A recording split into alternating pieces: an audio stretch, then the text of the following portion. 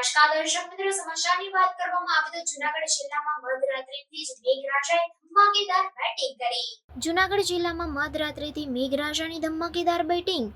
ખેડૂતોએ કરેલા મગફળી વાવેતર પર અમીવર્ષા જિલ્લાની નદીઓમાં વહેતા થયા નવા નીર. જૂનાગઢ જિલ્લામાં મધરાત્રિથી મેઘરાજાની ધમાકેદાર બેટિંગ.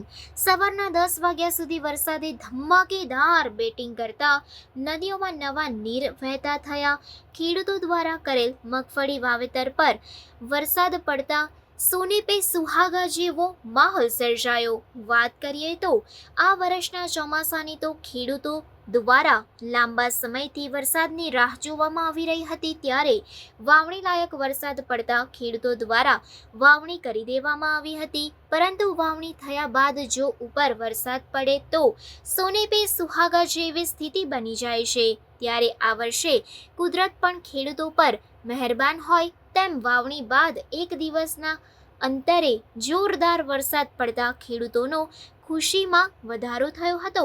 ત્યારે ગત રાત્રિએ 2 વાગ્યાથી જૂનાગઢ જિલ્લામાં વરસાદની ધમાકેદાર બેટિંગ ચાલુ થઈ હતી, જેમાં જૂનાગઢ જિલ્લામાં સવારે 10 વાગ્યા સુધીમાં ભારે વરસાદ પડ્યો હતો.